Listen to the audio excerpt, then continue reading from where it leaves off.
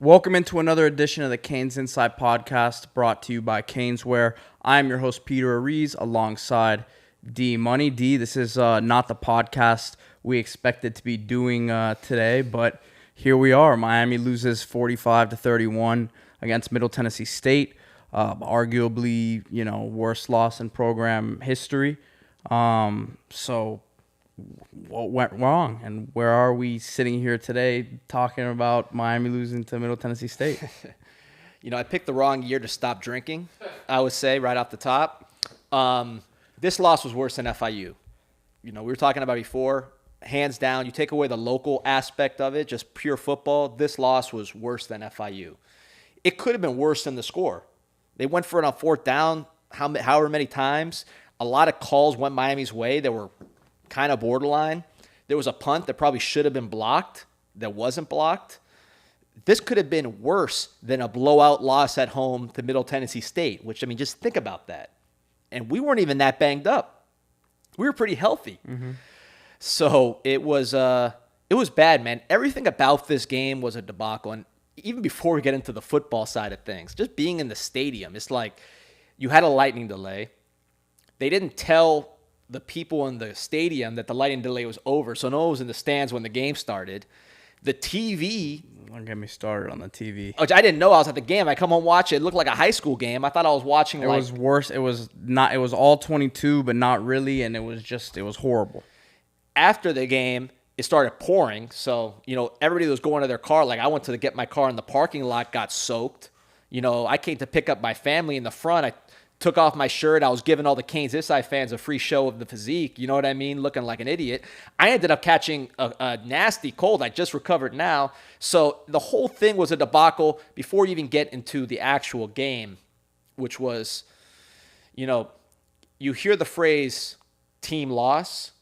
This was a team catastrophe. And what I mean by that is that every aspect of the team was catastrophically bad. Everyone. So you start at the head coach level. The players admitted in the postgame, Ja'Kai Clark, Jalen Rivers, that they overlooked this team. So obviously that falls on the head coach.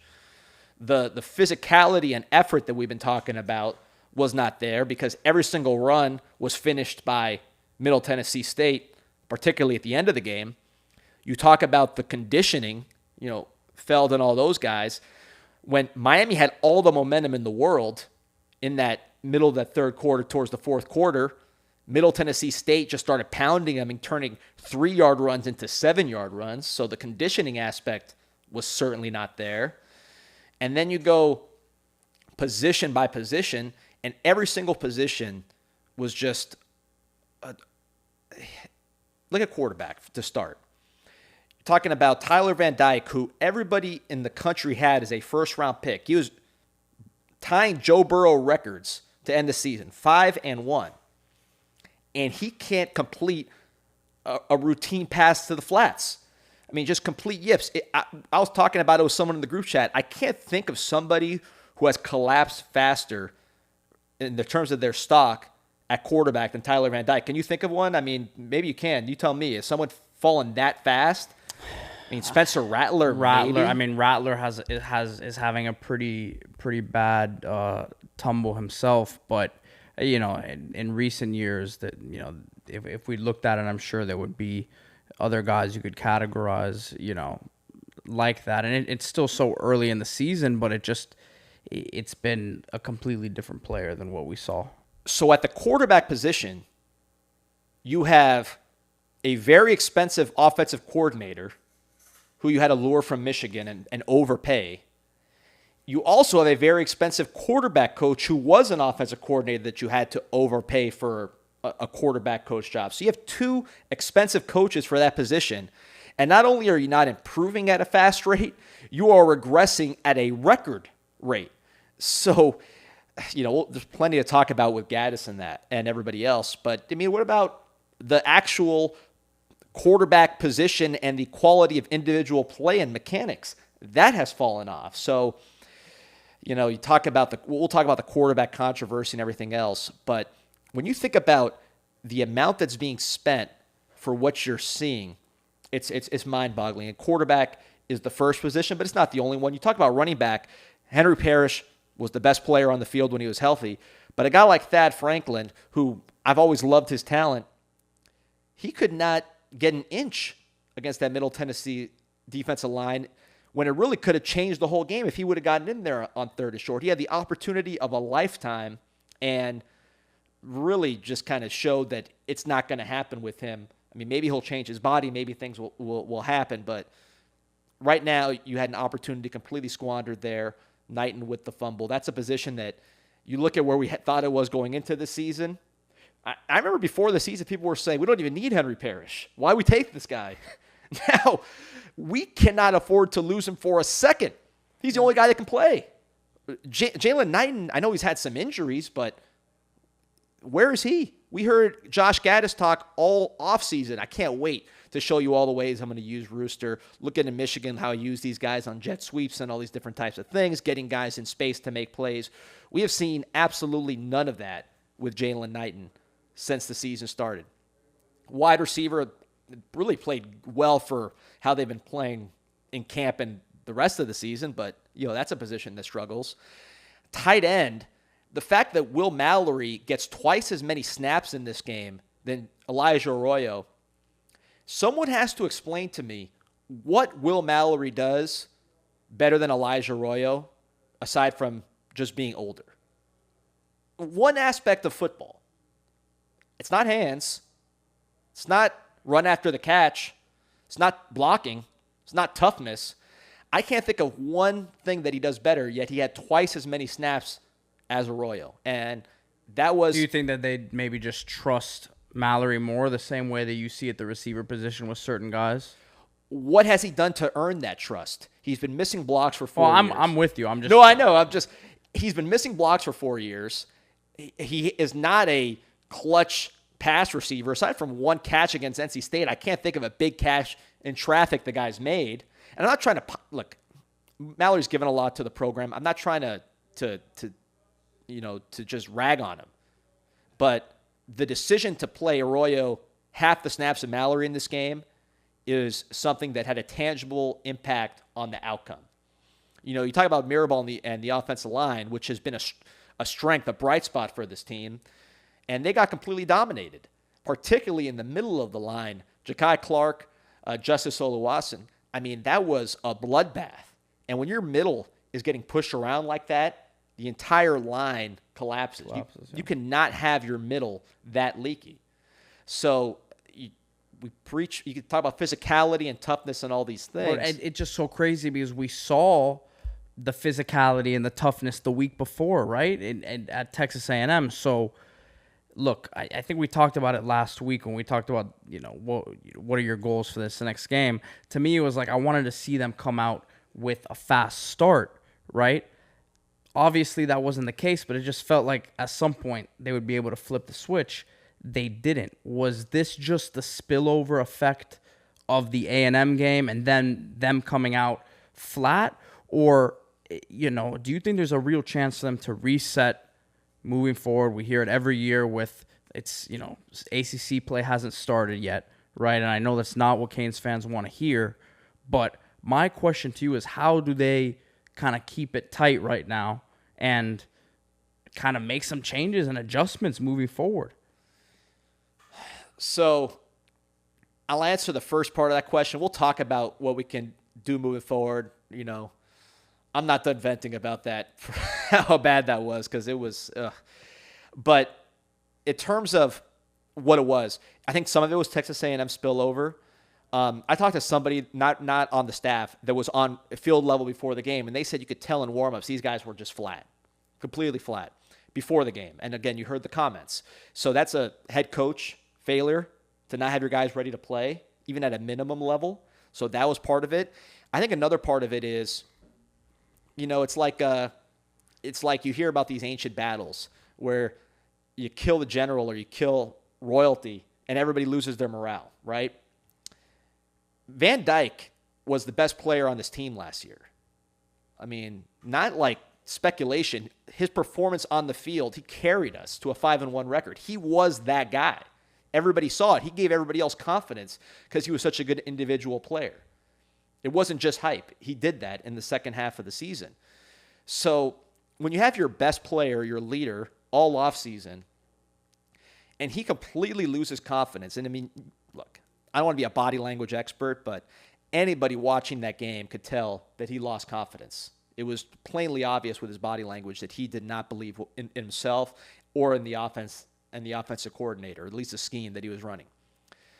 So when there's that much disconnect between the leader of the offense from the coaching side, which is Gaddis, and Cristobal's, he's involved in the offense, but Gaddis is the leader of the offense from a coaching standpoint. Tyler Van Dyke, the leader of the offense and leader of the team, and there's that much of a disconnect and a lack of confidence in Van Dyke and a lack of confidence in Van Dyke and himself. That's the head of the table. That's the tip of the spear. Everything else kind of collapses from that. So I think that's part of it. When he comes out, it's one thing to throw a couple interceptions. We've seen these gunslinger-type quarterbacks come out there and throw picks. If Josh Allen goes out there and throws a couple picks, he's not going to stop running people over and throwing into tight windows. Or like a Brett Favre, to use an older example. Van Dyke went in the tank after that. I think the team followed his lead. So I think the Texas A&M spillover, just not getting these guys refocused from a coaching standpoint, and then the catastrophe that's happening at the quarterback position and with the offense, that really killed the confidence of everybody. We'll get more into the quarterback and the offense in a bit, but when you talk about the focus levels, it may not have been more evident than in pass coverage, right, with the lapses back there. I mean, now that you had a chance to rewatch it, how much of that was them just falling asleep? How much of it was communication on the back end? I mean, what was your view of what happened there? Because that wasn't just, a bad play or two. That was a consistent thing throughout the entire course of the game. And it became like, it's not disrespectful because it's football, but it's like they were not scared to continue going at them. Yeah, I think Miami is now second to last in the nation in yards per pass defense. I mean, so I think Charlotte's the only team worse in the nation. I'm talking about in the 119 or something like that. With all the blue chip defensive backs Miami has and the expensive coaches. So that's pretty telling. But, I think you're right to focus on quarterback and then defensive back first and foremost, because coming out of camp, being able to watch practice and see all those things, listen to the early podcast we did. We said my prediction of the team was really similar to Cristobal's first year at Oregon, Rick's first year at Miami, like a 9-win, 4-loss season. That looks very, very doubtful right now. It looks like we're heading to a very expensive 7-5 season, which has been Miami's norm lately. Okay. But if you ask me about what we look like in camp, a lot of those things translated as far as the explosive plays was a problem on offense. The wide receivers were a problem on offense. We talked about it. Some of the body types inside were a problem on offense. Too many small guys, short, small guys on the offensive line. We talked about all those things. We thought the quarterback was going to help lift our floor, which obviously we already went through that. But I also was hopeful that the defensive backs had really improved. Kevin Steele said, this is a position I thought was going to be a weakness. It's really a strength. There was always that thought in the back of your mind when you watch it, are the corners this much better, or are the receivers just not good? And I think we know the answer to that now. It was the competition. And how sad is that? We're saying that the competition made the corners look good in practice, but a Middle Tennessee State game exposes them. That should be their hardest competition in practice. Yeah, that's bad. So, yes, I think that's a huge problem. I think it was a miscommunication, was a talent. DJ Ivey got beat in man coverage. That was just flat man coverage getting beat. We talked about his confidence coming up after that Texas A&M game. That's done. That's a problem at that position, which we knew. Jaden Harris, the young nickelback, really shouldn't have been in that position. It's not really fair to him, but that was man coverage. He got beat. The first touchdown over Tyreek, it looked like a zone miscommunication. Someone looked like they were in the wrong spot. Yeah. Right. And then that long catch and run that set up one of their touchdowns, that was just lack of effort, lack of communication. I mean, everything that could go wrong. So I don't know what you do at defensive back. Daryl Porter, if you watch his film last year at West Virginia, I thought he looked better than any of our corners in the last 2 years. He has not looked that good since he's been here, which, again, makes you wonder, why does he look so much better there than he looked here? But they got to figure that out because that position is a tremendous weakness right now. Cam Kitchens, well, you said it. You said this guy's going to be the MVP of the defense. He probably is, but he didn't have a great game himself. James Williams, he's still going to do his things, and he's still very talented, but he got pushed around a little bit. Some of his tackling high issues got exposed.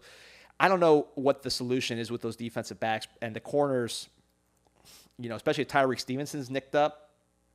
I don't know where that position goes because right now they're about last in the country. They are worse. Well, and then you have a team next week in North Carolina that's going to throw the ball all over the place. Right. And by the way, maybe we should give an apology to Mike Rumpf a little bit. It's going to make you the most hated man on the podcast. But look at our rankings on defensive yards per play against, which to me, or yards per pass against. That to me is the best stat to judge a defensive backs is how many yards do they give up per every pass. Look at our stats with Rumpf in that category. We had some top 5 finishes, some really good numbers. We never really finished too low in that compared to without him because we were bad last year and we are bottoming it out this year. And a lot more expensive defensive backs coaches. So, maybe Mike Rumpf deserves a retroactive apology because we played a lot better in the back end when he was the coach. Right. So, let's just flip right back over to the quarterback spot, right? Because that's going to be the biggest discussion moving forward. Talked about TVD struggles. It's hard for me to believe a guy puts what he put on tape last year and then puts on tape what he's put this year, right? Because he showed his talent. He showed the arm talent, right? He showed the ability to make plays, change arm angles, things that you don't see from just any college quarterback, right? It hasn't been that this year. We see Jake Garcia come in, sparks the team a little bit. It was a little too late, right? And still couldn't finish off some drives there. But there were some positives to take away from what Jake did in there. No, Jake gave a spark. He did his thing, but he's still limited by some of the same things TVD was limited by. But I will say there's a difference between Jake and TVD, which I think has become a little more crystal seeing them here. Jake is a very textbook quarterback. He has instincts and he's a playmaker, but he's very textbook. He's been coached from a young age. He's very polished. TVD is an athlete playing quarterback, and I mean that in a good way. I like athletes playing quarterbacks, like a Joe Burrow, Josh Allen, guys that play multiple sports. Pitcher, plays golf. Pitcher, he was a tight end when he first started in high school. He was a basketball player. He goes out and he slings it. You mentioned the arm angles, unorthodox fashion, right? Last year, in Rhett Lashley's offense, he was out there slinging it, and when he got in rhythm, he was unstoppable. 6-game stretch, unstoppable. I think back to Dontrell Willis. I'm a Marlins fan. God, I picked the winners here with these teams to follow. But with Dontrell Willis, he was arguably the best pitcher in baseball in 2005, and 2003 was very good as well. And then he completely fell off to where he was basically unplayable, even though he was still young and healthy. And he always had unorthodox mechanics. He would just go out there and throw. He was just a great athlete. Didn't think and just went out there and threw. But when he lost his rhythm and he lost it a little bit, he didn't have the mechanics to come back to and say, let me just get back to the mechanics and I'll be fine. Because he just did it. I'm not a quarterback expert. There's plenty of people that can break this down better than me. But I wonder, is there some of that going on with TVD where now he's thinking so much, he's in such a box that the athlete is totally taken out of the picture?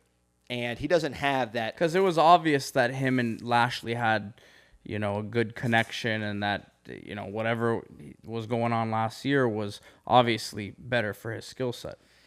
He didn't have time to think. They were going up and down. He was just playing ball. Now the pace is so slow that you have time to think about the meaning of life between snaps. It does not stop. It's as a fan, it's impossible to watch personally, especially when things aren't going well. I can only imagine when you're a quarterback and things are not going well and you can't get into a rhythm, you stop, you think, and then you're asked to run this very rigid mechanical offense. And I got to think that's hurting TVD. And maybe Jake, I thought TVD was going to be a fit in this offense because of his size, because he looks like a pro-style quarterback. But maybe I just underestimated the fact that he's an athlete. And, I'm not surprised this offense is boring. I'm not. We talked about the offense all camp, that it was not making a lot of plays. Right. But I thought he'd at least be efficient. The fact that he's missing guys wide open like he is something that we just couldn't. Not that we couldn't, we just didn't account for. And it's. I saw a tweet from David Wilson of the Herald, which I totally agree with, which is, we saw for a decade what didn't work, meaning Rick's offense, Dan Enos' offense. And then we got a 2-year stretch of what average fans on message boards were calling for. And we were scoring 30-plus points a game. And then we immediately go back to what wasn't working, and the results went right down. I mean, it's not even like a gradual thing. It's literally like that, where you start scoring 30 points a game immediately. I've gotten a lot of, this feels like the Dan Enos offense all over again text the last few days. I'll be honest with you, this is worse. This is worse than Enos. In fact, I would say it's a lot worse than Enos. I'll tell you why. Enos had freshmen all over the offensive line. Right.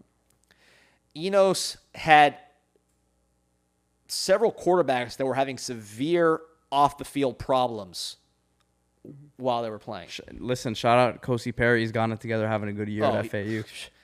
Man, yeah, exactly. Great for him. He got away from it. But Enos had really hard circumstances. The same offensive linemen that Enos had in 2019, they're still there. Yeah. Plus better guys that you've added. And your quarterbacks don't have off-field issues. They're blue-chip guys. I mean, but you're getting the same results or worse. So, to me, to compare this offense to Enos is almost an insult to Enos, quite frankly. Right. As of now. Now, listen. We'll talk. I'm venting now because we're talking about this game. We'll talk about moving forward, and then I'll get the homer streak going. But you can't. It's impossible to overstate how bad everything was on Saturday.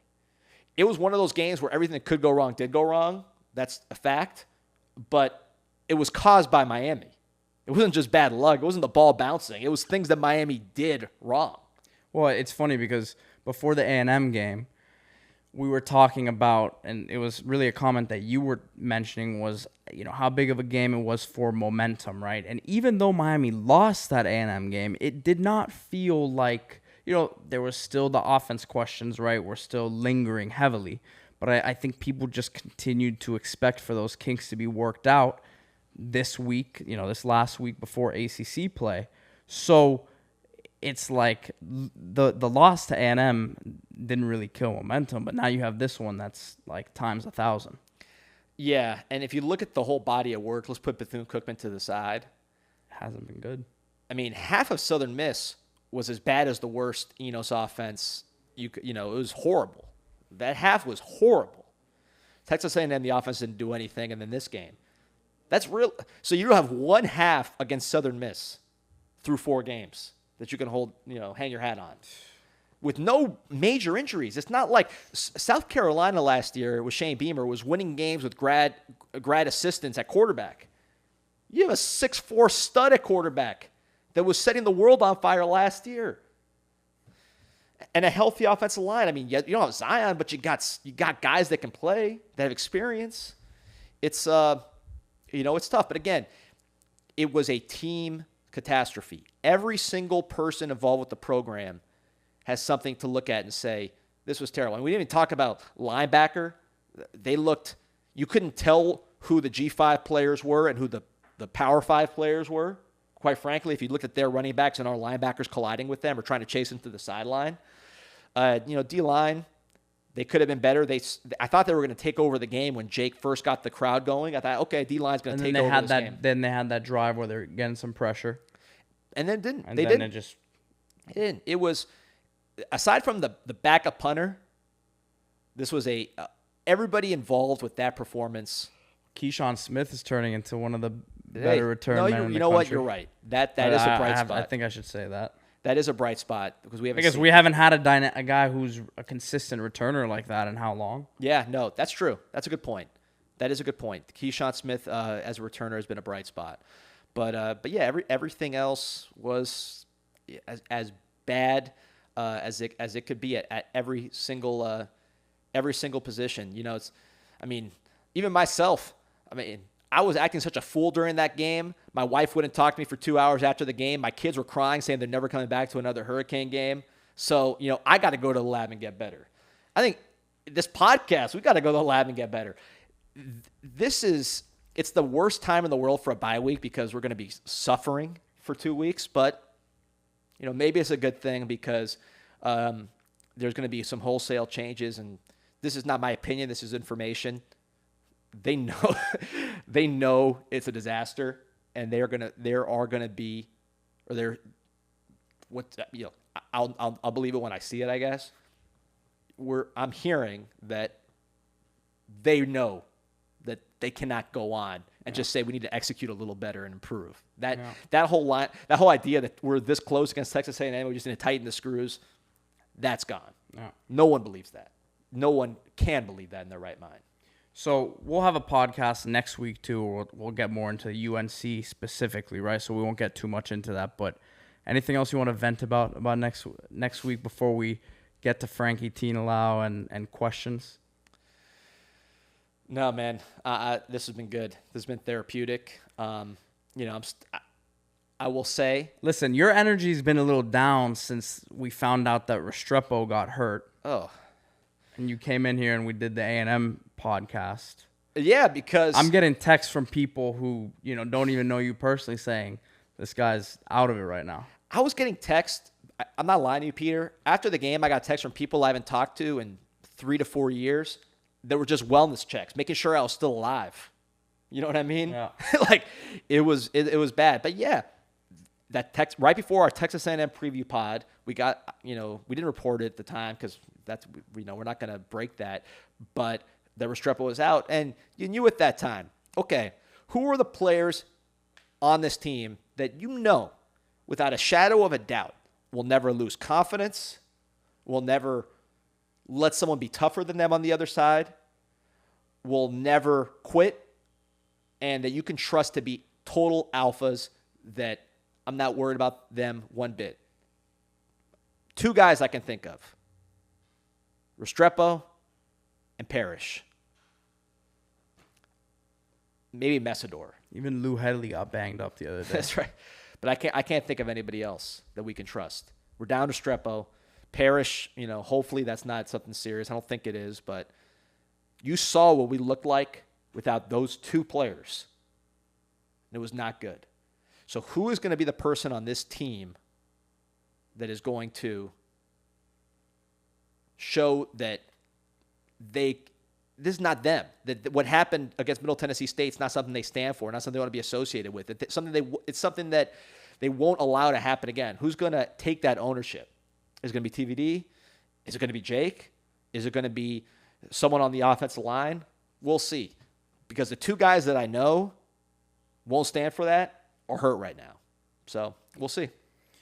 Remember, you can like us, subscribe, and comment on YouTube, Twitter, at CanesInSight, on Instagram now as well, at canes.insight. That's correct, right? Yep. So we're making a big push on the socials in terms of the content that we're putting out there regarding the podcast and other things, around the team. So make sure to check us out there. Yeah, TikTok. Remember to like and subscribe on YouTube. I didn't even know we're on TikTok. Yeah, we're on TikTok. I don't know how to use it, but we got my man Joel taking care of it and putting out a lot of content there. YouTube. Remember to like and subscribe.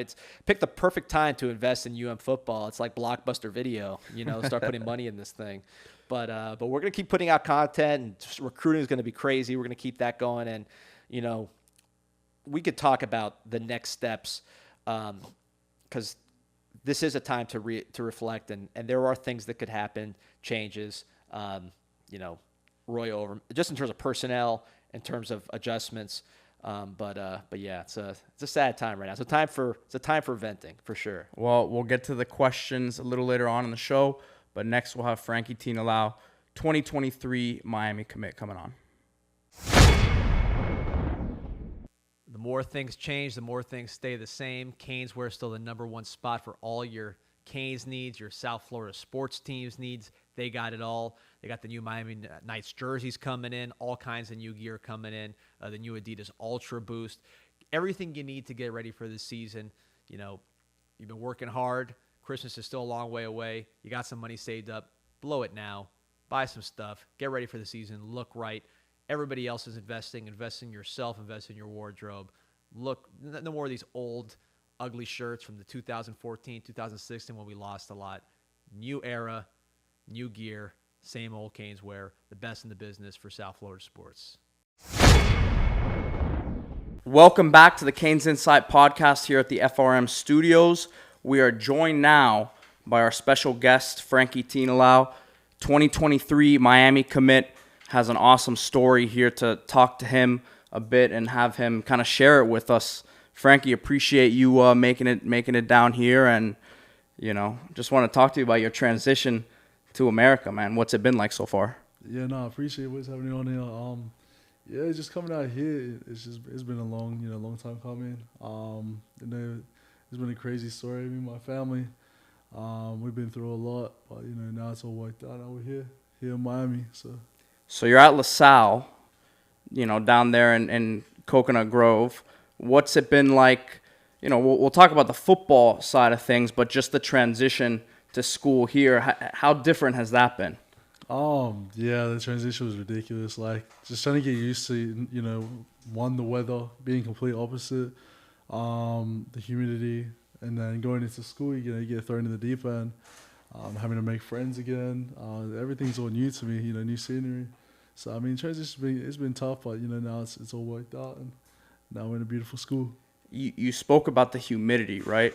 How big was that for you? And just talk about, because I think you've lost a little bit of weight since you've been in South Florida. Do you think that the humidity aspect of it kind of played into it and made you realize, like, man, the conditioning has to be A1 out here? Yeah, nah, definitely. Australia's hot. We're very dry. We can also have humidity too, but when I came out here, man, straight off the plane, just sweating everything. And then obviously working out, it puts your body through a lot. You just get fit, you start losing weight all of a sudden, just, it just happens naturally. But yeah, it's pretty cool, pretty crazy. I wanted to talk a little bit about the rugby background, right? Obviously, it's such a big sport in your country. Yeah. How much of that translates to the football field? Obviously, Jordan Mailata is a guy that everyone kind of points to, recently at least. Those guys are such incredible athletes at their size. How much has that translated over to the football field for you? A lot. Rugby players, we just develop athletically. Just the flexibility too, is very important. It's important too because, a guy like Jordan Mailata shouldn't be moving like that the way he does. The guy's a freak. He's a monster. So, having the physicality like that definitely takes place. And I feel like, something you develop too, you're playing rugby. Not everyone, it's not big on big and small on small. You're going to have some little guys tackling big guys and, vice versa. So, being able to also have the speed and the strength, to keep up with that pace. So it definitely converts and transitions like that. Weight room wise, how big of a difference, do you see being over here and, nutritionally, like how far away, do you still think you are from being what you could ultimately be? It's a high, bar to achieve, but I feel like, you can never be at your peak. I feel like you can always improve. You can always improve somewhere. But definitely that transition through rugby, we don't lift as much as we do playing American football. And I feel like a lot of the strength comes from, the lower body and from the core. And so this is you without really having been in the weight room. Yeah. I've been training for about a year, but I haven't been as serious as I am now. Lifting wasn't as big, always worked on conditioning for rugby. So it was always conditioning and like just lower body. I can squat like crazy, but my bench isn't as much. But it's something I'm working on now so I can be, all-around athlete. We saw a picture of you leading the team out, and you had the Samoan flag. Yeah. What is it about Samoan culture that just matches so well with football? It's a brotherhood, man. You know, countries like Samoa and Tonga, you know, when you go to a rugby game, you know, they don't have family, they don't have friends on the team, but you're gonna see a Tongan flag somewhere, and it's something that like I always bring to football. You know, it's a brotherhood. You don't see Polynesians out here too, but you know, I'm trying to change it. I want to see, seeing a Samoan flag in Miami, that's gonna make headlines, and you know, for me, it did. And it helps out a lot too, you know, bring the teams together. It's like a brotherhood, trying to teach them the poly way. Yeah, and aside from the humidity, what's been the biggest transition being in Miami? We're like, wow, this is different. The culture, yeah, culture. Just seeing out here, you know, it's very like Hispanic, you know. Other than that, just the views is beautiful. It reminds me so much like Australia. Nothing else has really been a shock too, because I feel like Australia and Miami is so like similar, especially where I'm from. It's like a big version of what we call the Gold Coast. So, other than that, yeah. You mentioned Hispanic culture. I heard you were half Spanish, right? Yeah. So we're gonna claim you. Oh yeah, Here in the NFL, we're claiming you. Yeah. So tell me about that and the kind of unique background, because you don't meet that many people that are Samoan and then also Spanish. Spanish too, yeah. So my mom's Spanish, born in Barcelona, with the last name Martinez. So, you know, I kept both my last names. So I have two last names. Plenty of Martinez's down here in Miami. That's the thing, man. Like I could have came in and brought as a Martinez, but I'm trying to be a little bit different. You know, that last name Tinelau, it's not popular out here. So you know, gives me something to apart me from everyone else. On the football field, we saw, you know, we'll get into how your season's gone so far, but last week went viral a little bit. You know, what's that like? And I mean, are those plays going to be a week in, week out occurrence? Yeah, most definitely. Started off the season a bit sloppy, and just watching back on my film, it's just like, you know, you have to make plays like that, especially if you want to, you know, build your brand and build your name and also help out, you know, film wise. But you know, something like that, it's gonna come. I feel like I was forcing too much, and you know, when you start forcing plays, that's when you make mistakes. So, you know, let it like come naturally and happen by itself. And, you know, the play's going to come. In the game, I knew what happened, but it didn't hit me to the end of the game. My dad sent me the film. So, yeah, plays like that always help out, especially when it gets viral like that. Technique-wise, and just, you know, you talked about you maybe were a little sloppy the first couple games. What's been the biggest thing that you've had to kind of keep focus of, you know, throughout the game when it comes to technique? Because listen, you're going to be bigger, faster, stronger than most of the guys you block, right? Sure. Obviously there's a ton of talent down here in South Florida, and you have some big time teams on your schedule. Already played Booker T, have Edison this week, and then Northwestern later on in the season as well. So you're going to have your fair share of loaded teams, but obviously you can get away with a lot just with your pure ability. What's the biggest thing from a technique standpoint that you've kind of had to focus on? Patience.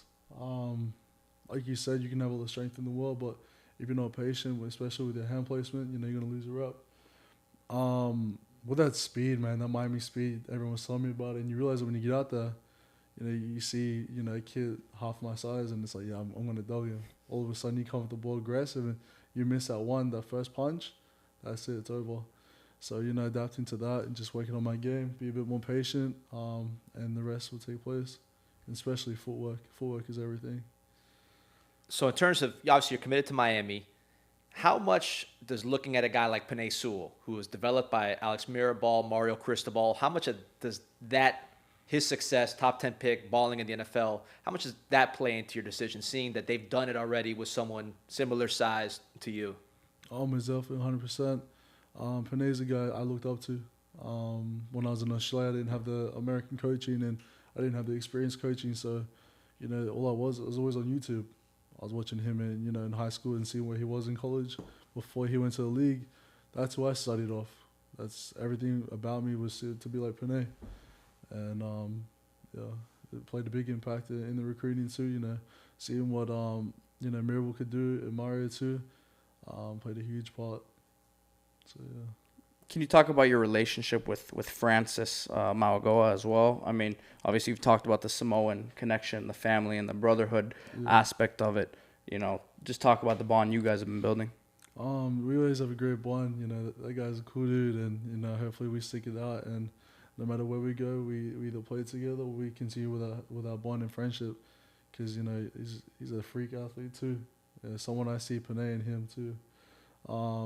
And that's the type of, you know, with his skill and with his athletic ability, like I will see him playing on a Sunday. So build that great relationship, and whenever we're in the off season, we're always working together. So yeah, happy for it. What are your goals for this season with LaSalle? Obviously, you got your feet wet, but you know the playoffs, everything's still ahead of you. So what are some of your goals? Definitely set the pathway. You know, I'm not coming to LaSalle to win a championship. Although, you know, I always want. Everyone wants to win a championship. That's the goal. But you know, I want to set the path for the juniors coming in, and you know, the kids back in Australia that might come to LaSalle, or kids all over the world. You know, we have the Americans to show that we can make it. But I'm trying to be the international that comes in and shows that we can make from the other side of the world. You know, so we already have kids reaching out from Germany, Australia, New Zealand. So that's what I want to build. I want to build that culture, and you know, maybe LaSalle can be known for the international pathways. In terms of football in Australia, obviously it's not big, but like, how is it even a thing? Like, how do people watch football in Australia? Like, what is the football culture like, the American football culture like in Australia? Yeah, the culture out there, it's very small. Australians are big on the rugby, of course. So, you know, trying to get the eyes and, you know, the crowd, and also not even that, just the players. You know, I know teams that struggle to even have a roster. So it limits everything completely, you know, having to categorize, you know, we'll go from, you know, 16 to 19. And then Because you played football over American football in Australia. Yeah. I played at 14, and I didn't want to play, you know, 14 and below and for the young guys. So, you know, I played 16 to 19 at 14. And then when I turned 17, I was playing in, you know, 19 and above with my dad. So talk about that. You got to play football with your dad. There's not, I mean, I don't think anyone can really say that, right? That they had the chance to play tackle football with their dad. So what was that experience like? Yeah, that was just a dream come true, man. You know, it's for my dad too. You know, he kind of knew that I was going to be over here, and when he got the chance, he took it.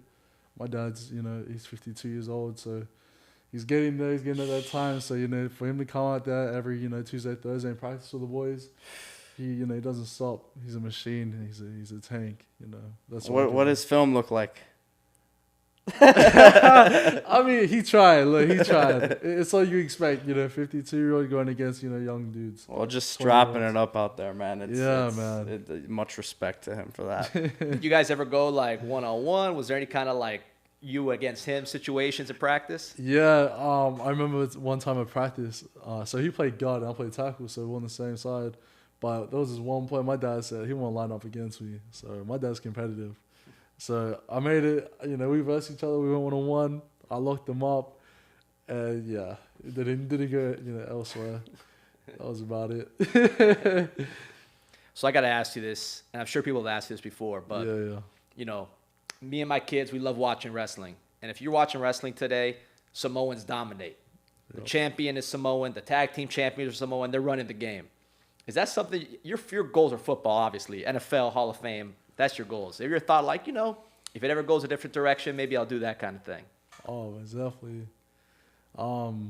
Just seeing, like, especially with the way, like, WWE is now, it's a pathway. I mean, it's a career.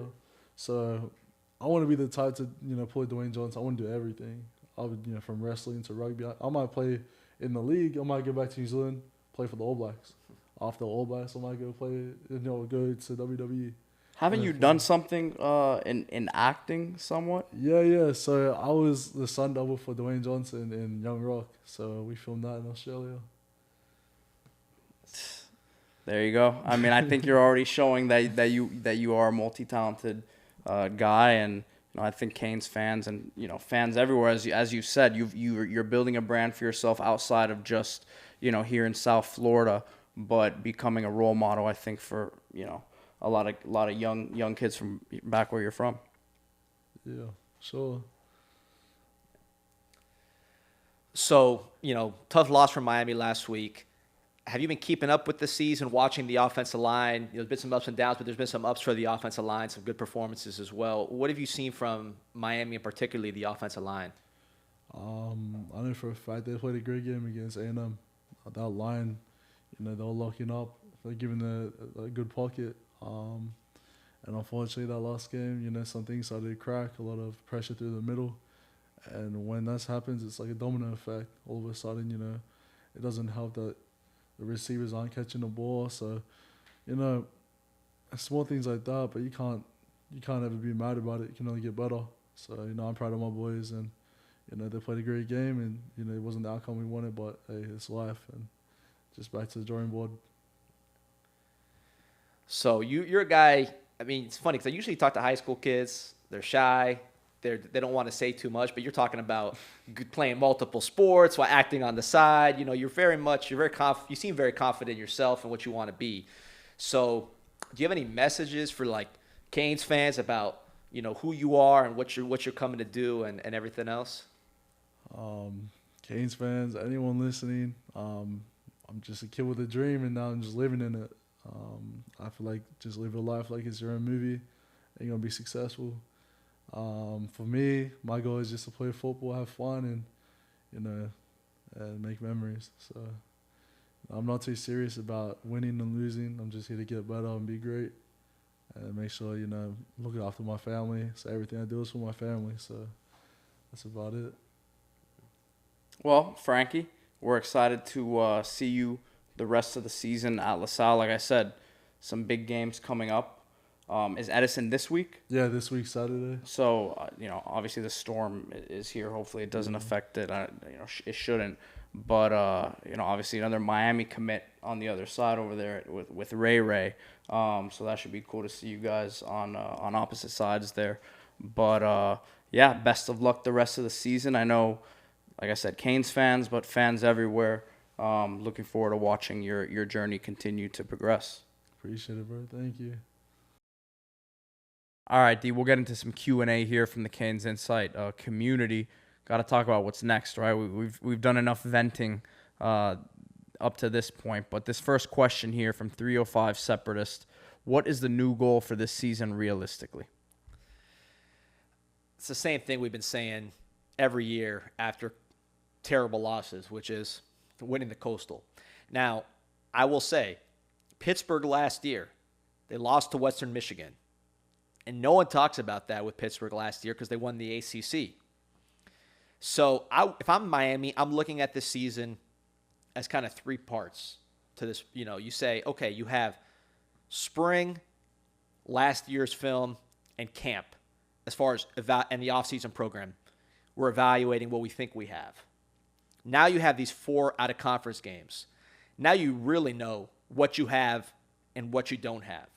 So with this bye week, you can go into the real season, which is conference play, and have no illusions about what you're working with and make tough decisions about who you're going to invest time in, snaps So this in. was essentially could be used as the preseason. Yeah, look, obviously it's not. This is going to stay with Mario forever. Yeah. It's embarrassing.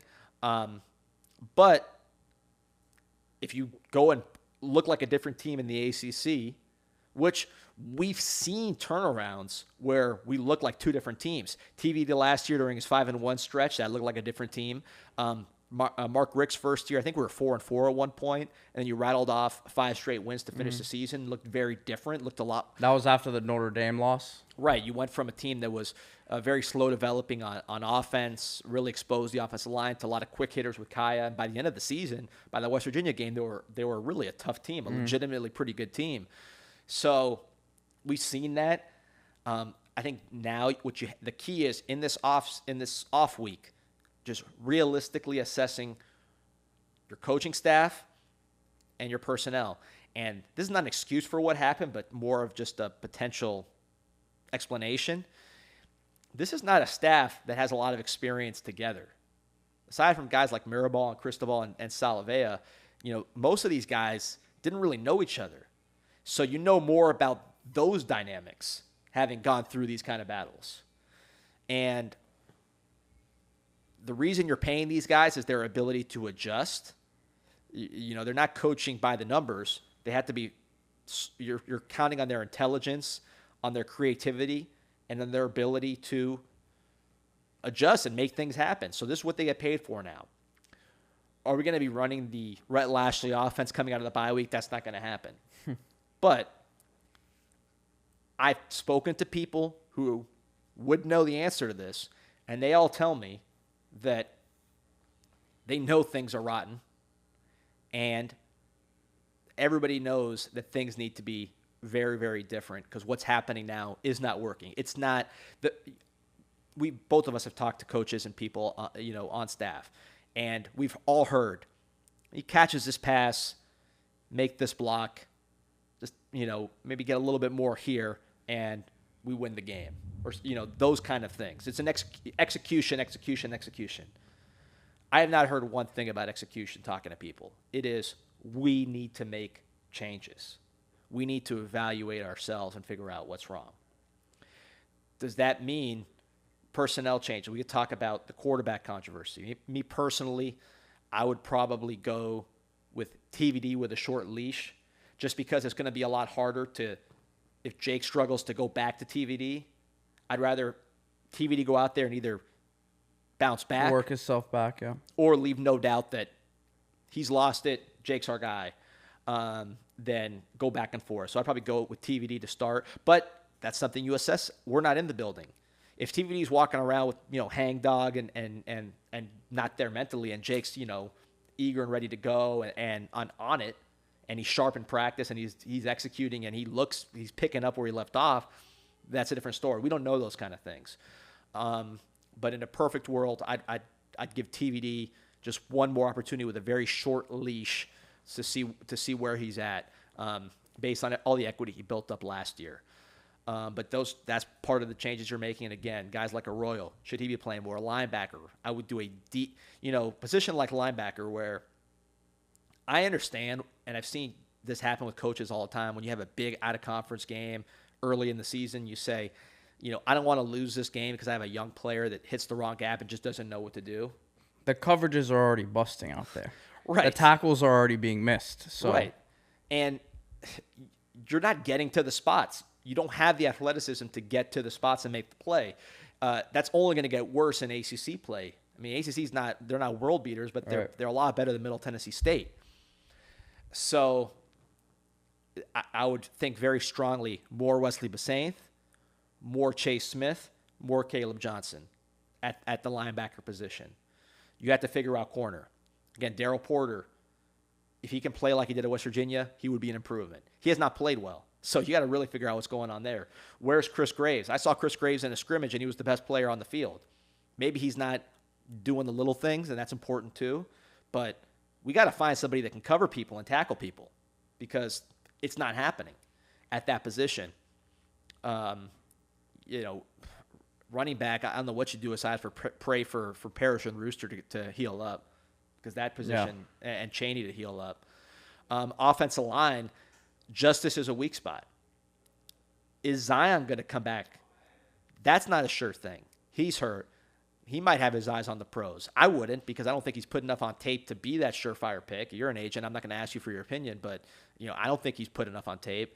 But is he going to rush back? If you get him back, putting him at right tackle and putting Scaife at right guard, I think makes a lot of sense.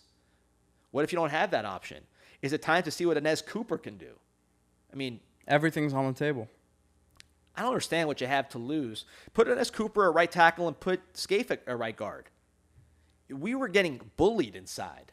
It was, you couldn't function. So those are the kind of things, just from a personnel standpoint. Schematically, I think a couple comments that caught my eye or my ear. Cristobal when he was talking about the corners, Cristobal mentioned, and I'm paraphrasing, but you can tell the vibe. He basically said, we got to adjust to what these guys have shown to be as opposed to what we think they are. Now, again, I'm paraphrasing, but from his comments post-game, that's kind of what you could tell. Like, we got to train them up technique-wise, and maybe we got to use them differently In other words, protect him maybe a little more. That's something that needs to be done. And you really just got to get a quarterback that's going to get some confidence infused back in this team, whether it's Jake or whether it's TVD playing a lot better than he's been. And this game, really the second half of the North Carolina game, I think is what spearheaded TVD last year. This would be a great game to figure out, who the guy is going to be and to get that energy back in the team. So this next question from Dolmite79, what is the self-awareness level of Mario and Alonzo? Dolomite. You never seen that movie? No. Not Dolmite. The self-awareness level, I think better than people think. A lot of people say Mario's stubborn. Mario's stubborn in that he thinks you should have an offensive line that's physical and can move people. I agree with him. That's not outdated thinking. Look who won the national championship last year. Look what Alabama's about. Look at Ohio State. Look at any team that's consistently successful, even Oklahoma with their explosive offenses.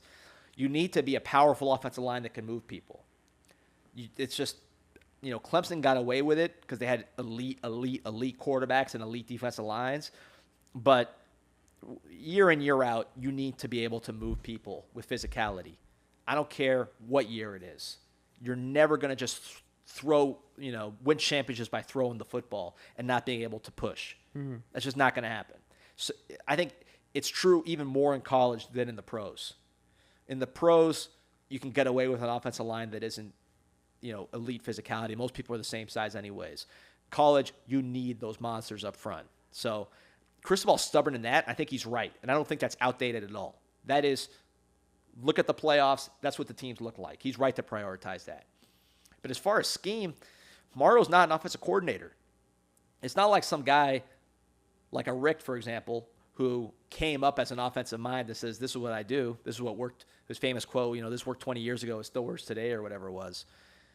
Mario's not like that. He's not wedded to some philosophy. So I think there's a misconception that Mario's stubborn in that way. I think they mentioned Zoe.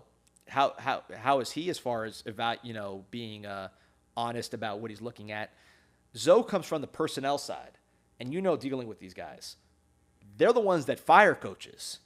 I mean, they're always looking at everything dispassionately. That is their job. Well, not just coaches, but looking for the guy on the street that can come in and do the job better than someone on the roster. Or cutting the beloved veteran. Right. That's their whole mindset.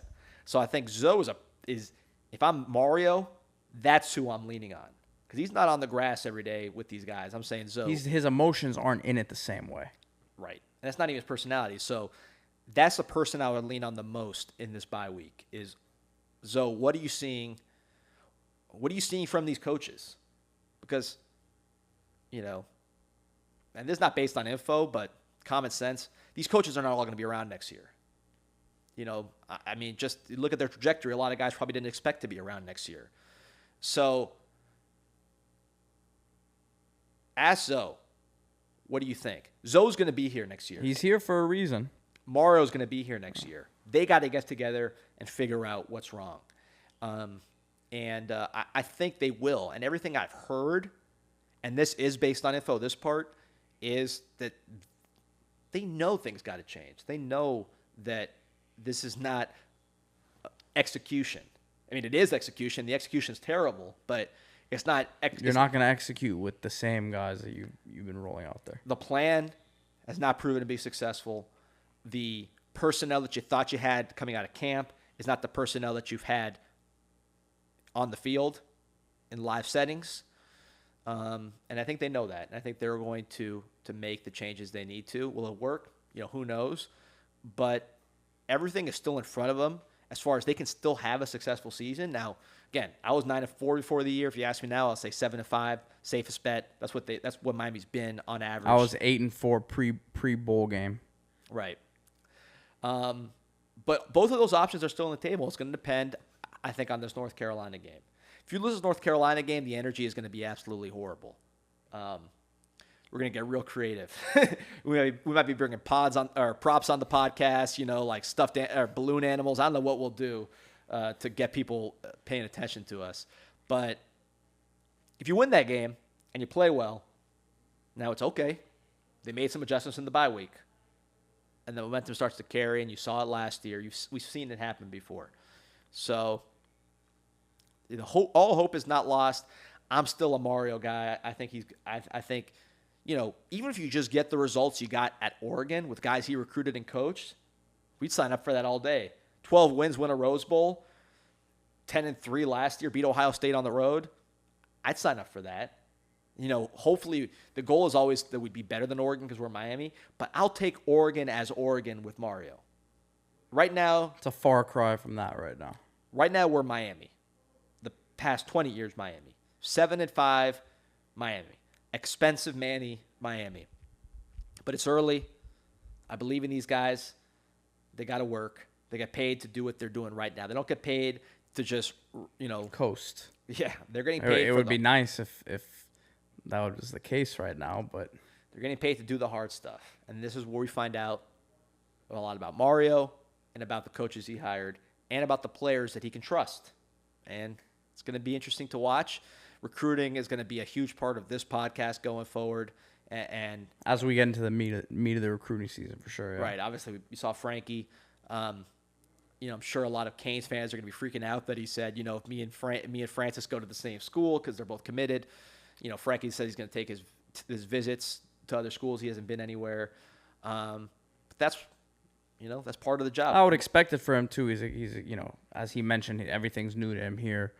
He wants to see as much as he can. So I would take every visit I can. I mean, at work, I go to every single lunch meeting to get a free lunch. You know what I mean? To get plant-based. Well, yeah, I got to order the special plant-based ahead of time. But yeah, I go just for the free lunch. Imagine getting treated like a god, eating, steak and shrimp, in all these places, getting flown everywhere with your family. I would take that too. But the recruiting has to come. That's part of this too. So a lot of work to be done, obviously, but I'm not throwing in the towel on the season. Definitely not throwing the towel on Mario. But this is a test, and this is what you pay him for, the test, the hard times. So we'll see what we got. Well, and we'll be back next week. I know that, we vented a lot, and you did talk about what's next, but I know in the coming days and, over the next week, we'll gather some info and have a little bit more concrete answers. I'm sure more will come out, and when Mario does more interviews and things of that nature. I don't expect for there to be much clarity on the quarterback position, leading up to the next game, but I guess we'll see, right? Yeah, we'll see, and that might not be done for a while. I hope it is done. I hope by the end of the North Carolina game we know who the quarterback is, but we've seen these situations before. But it'll be interesting. Well, we'll be back next week again here at the FRM studios. Obviously, there's no game this weekend, so we'll probably still not be too excited about things. But hopefully, Canes can get some positive momentum week after that, and we'll break it down next week. Yep, it's only uphill from here. Like, subscribe, and follow on all social media channels.